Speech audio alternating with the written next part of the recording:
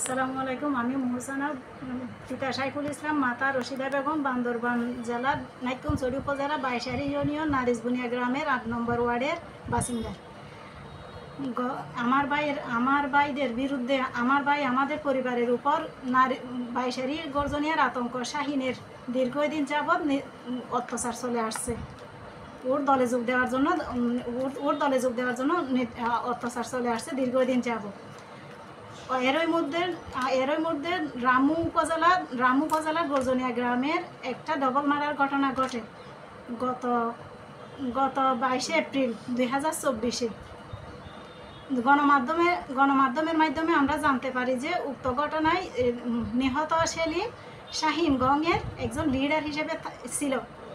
ওনাকে একটা লিডারি দায়িত্ব পালন করার জন্য ওনাকে একটা ভারী একটা দামি অস্ত্র দেওয়া হয়েছিল। পরবর্তীতে যখন ওকে লিডার পদ থেকে অন্য নিচে পদে নিয়ে এসে যখন অস্ত্রটা জমা দিতে বলে, তখন উনি এটা জমা দিতে নারাজি। তারপরে ওনাকে ওনার বাড়ির সামনে ওনার বোনের দোকানে গত 22 এপ্রিল রাত অনুমান 12:30-এর সময় ওনাকে কুপিয়ে আর ওনার বাবাকে গুলি করে হত্যা করছে বলে গণমাধ্যমের মাধ্যমে আমরা জানতে পারি। উক্ত মামলায় তখন এজাহারে নুরুল আফসার ও জাহাঙ্গীরের বিরুদ্ধে একটা মামলা করা হয়। মামলা করার পরে মোটা অঙ্ক টাকা দিয়ে শাহিনগঞ্জ ওনাদের পরিবারকে ওনার দলে নিয়ে যায়। কত তারিখে নিয়ে যায়?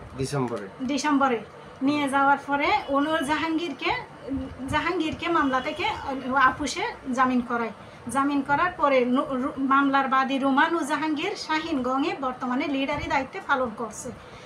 এর মধ্যে আমাদের যে নির্যাতন চলতেছে, গত 3 ডিসেম্বর কোর্টের মধ্যে আসামি বাড়ার জন্য একটা আবেদন করে রুমান। ওখানে আমার 2 ভাইয়ের নাম উল্লেখ করা হয়। তখন আমার 2 ভাই মফিজুর রহমান ও মকসুদুর রহমানের নাম উল্লেখ করে। গত 21 এপ্রিল আমার ভাই মফিজুর রহমান ডেঙ্গুতে আক্রান্ত হয়, বাইশারি ডক্টর লাইফে ভর্তি হয়।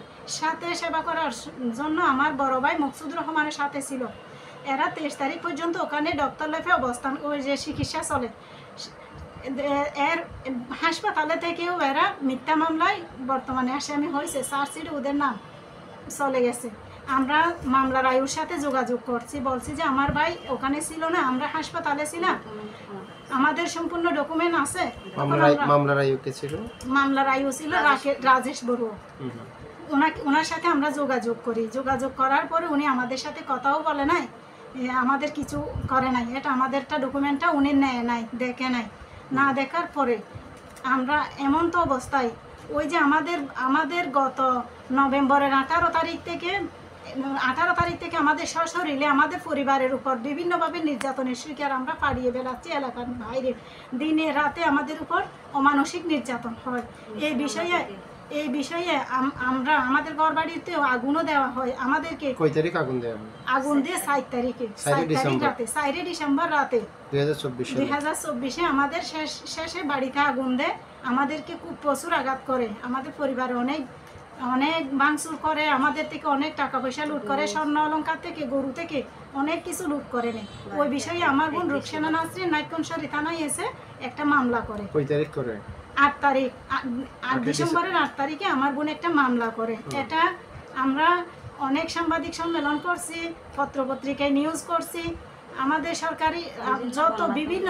আচ্ছা, মামলায় কাদের আসামি করেছিলেন 8 ডিসেম্বর? মামলায় আসামি করেন শাহিনগঞ্জের। মামলাটা কি রামু থানায় করেছিলেন? নাইক্ষ্যংছড়ি থানায় করছি। শাহিনগঞ্জের ফুরকান, জাহাঙ্গীর, রোমান, ইয়াসিন আরফাত, রবি, আনোয়ার, সরোয়ার, রিদওয়ান, আব্দুল সালাম, সিরাজুল ইসলাম, নবী আলম, জসিম, শাহাবুদ্দিন, প্রায় 15 জনের নাম উল্লেখ করে আমার বোন রুকসানা নাসরিন একটা মামলা করে। তখন ওই যে ডবল মার্ডারের মিথ্যা মামলায় আমার ভাইদেরকে ফাঁসাবে বলে রুমান আমার ভাইকে ফোন দিয়ে বলে যে আমার নাম কেন ওখানে দিছ, তোমাদেরকে ডবল মার্ডারে দিয়ে দেব। এটা একটা আমাদেরকে উনি বলছি যে তুমি তো আমাদের উপর নির্যাতন করতে শাহিনের লোকের সাথে আসছো, তাই তোমার নামটা দিয়েছি। উনি বলতেছে জেলেও তোমরা নামটা দিতে পারো না, তোমাদেরকে আমরা ডবল মার্ডারে দিয়ে দেবো। এটা বলে আমার ভাইদেরকে। মানে 8 তারিখ মামলা করেছেন, ঠিক? আপনার এই ওনারা এন্ট্রি করেছে কই তারিখে? 8 তারিখে এন্ট্রি করছে, আমরা 7 তারিখে করছিলাম। আচ্ছা, আপনাদের মামলা হচ্ছে 7 তারিখে না? 7 তারিখে। 8 তারিখ ওনারা না, কই 7 তারিখে তারিখ। অ্যাপ্লাই করে নতুন করে? 8 তারিখ করছে। 3 তারিখ। এটা বলেন। আমাদের উপর শাহিন গঙের নির্যাতনকে কেন্দ্র করে আমরা গত 27 নভেম্বর 2024 একটা থানায় জিডি করি। জিডি করার পরে শাহিন গং ডিসেম্বরের 2024 ডিসেম্বরের 3 তারিখ কোর্টে আসামি বর্ধিত করার জন্য একটা আবেদন করে। ওখানে আমার ভাইদের নাম ঢোকাই দেয়। আমরা যেহেতু একটা জিডি করছি, ওটাকে কেন্দ্র করে আমাদেরকে মিথ্যা মামলায় ফাঁসানোর জন্য আসামি বর্ধিত করছে, যে এখানে আমার 2 ভাই মুফিজুর রহমান ও মকসুদুর রহমানকে তালিকাভুক্ত করে। তখন আমার ভাই এরা হাসপাতালে, আমার মফিজুর রহমান আমার ছোট ভাই, ওনার ডেঙ্গুতে আক্রান্ত ছিল, বাইশারি ডক্টর লাইফে ভর্তি ছিল, সাথে সেবার জন্য মকসুদুর রহমানও সাথে ছিল। সাথে থেকে এখন মিথ্যা মামলার আসামি হয়েছে। আমরা বিভিন্ন গণমাধ্যমকে জানাইছি, সাংবাদিক সম্মেলন করছি, সরকারি বিভিন্ন দপ্তরে আমরা কোন কোন দপ্তরে আপনি অভিযোগ দিয়েছিলেন? ইউনো অফিসে দিয়েছি, পুলিশ সুপারকে দিয়েছি, ডিসিকে দিয়েছি, র্যাব 15তে দিয়েছি, যৌথ বাহিনীকে দিয়েছি, প্রধান উপদেষ্টা থেকে স্বরাষ্ট্র উপদেষ্টাকে দিয়েছি, প্রধান উপদেষ্টাকে দিয়েছি। আমরা কোনো প্রকার অব্যাহতি পাচ্ছি না। এমন তো অবস্থায় আমার বাবা 67 বছরের বয়স্ক একজন ব্যক্তি, প্রায় 2 যুগ ধরে আমার বাবা লাঠির উপর ভর করে হাঁটে, বাতের রুগী, হাড়ের সমস্যা, আমার বাবা হাঁটতে পারে না ঠিকভাবে 2 যুগের ধরে।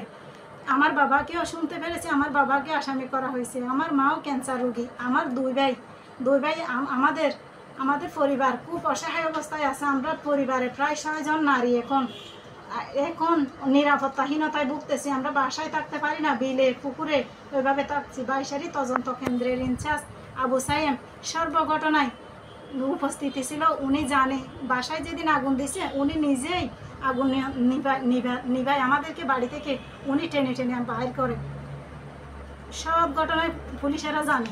তারপরে এমন তো অবস্থায় আমরা মিথ্যা মামলার, আমার 2 ভাই মিথ্যা মামলার আসামি। আমরা এখন সঠিক একটা বিচার চাই। আমরা যে নির্যাতিত অসহায় পরিবার, আমার ভাইয়েরা নির্দোষ ভাইদের একটা মুক্তি চাই। আমরা একটা মুক্তি চাই। আমার ভাইয়েরা